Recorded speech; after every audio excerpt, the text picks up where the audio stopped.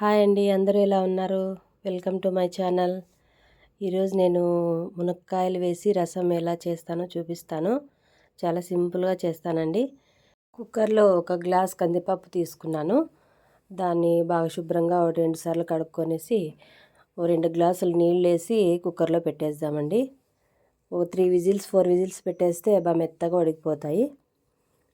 ఉడికిపోయాయండి. ఇప్పుడు కొంచెం నీళ్ళు ఉంటాయి కదా, ఇవి వంపేసి బాగా మెత్తగా మెదిపేసుకుందామండి. దీన్ని పక్కన పెట్టేసుకుందాము. ఇప్పుడు స్టవ్ వెలిగించేసి ఒక గిన్నెలోకి కందిపప్పు మిశ్రమం వేసుకుందాము. దీనిలోకి రసానికి సరిపడా నీళ్ళు వేసుకుందామండి. నేను ఒక ముగ్గురికి చేస్తున్నాను.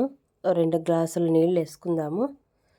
మునక్కాయల్ని చిన్న చిన్న ముక్కలుగా కట్ చేసుకొని 2 టైమ్స్ వాష్ చేసుకొని ఇందులోకి వేసుకుందామండి.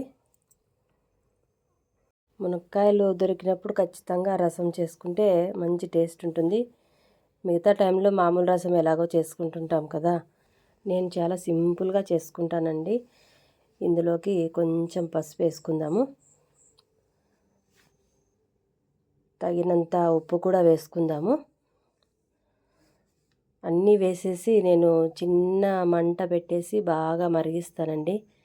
చాలా బాగుంటుంది. నేను కొంచెం బెల్లం కూడా వేస్తాను. బెల్లం వేస్తే మంచి టేస్ట్ వస్తుంది. కొంతమంది చింతపండు రసం వేస్తారు, నేనైతే వేయను. ఇంకా ఎంటీఆర్ రసం పౌడర్ దొరుకుతుంది కదండి, అవి ఒక 2 ప్యాకెట్స్ చిన్నవి 2 ప్యాకెట్స్ వేసాను. ఇంకా కారం వేయను కాబట్టి ఆ కారమే సరిపోతుంది. ఇంకా చిన్నగా కట్ చేసుకుని టొమాటోలు వేసుకున్నాను. చిన్న మంట మీద బాగా మరిగిద్దామండి. రసం ఎంత బాగా మరిగితే అంత బాగుంటుంది, మంచి టేస్ట్ వస్తుంది.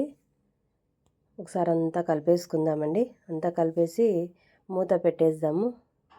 చిన్న మంట పెట్టేసామంటే బాగా మరిగిపోతుంది. మునక్కాయలు కూడా బాగా ఉడికిపోతాయండి. కారం తినే వాళ్ళైతే కొంచెం కారం కూడా వేసుకోవచ్చు. చూసారా ఎంత బాగా మెత్తగా ఉడికిపోయాయి. అంతే అండి, చాలా సింపుల్, చాలా బాగుంటుంది టేస్ట్. వీడియో నచ్చినట్లయితే ప్లీజ్ లైక్ చేయండి. Thanks for watching.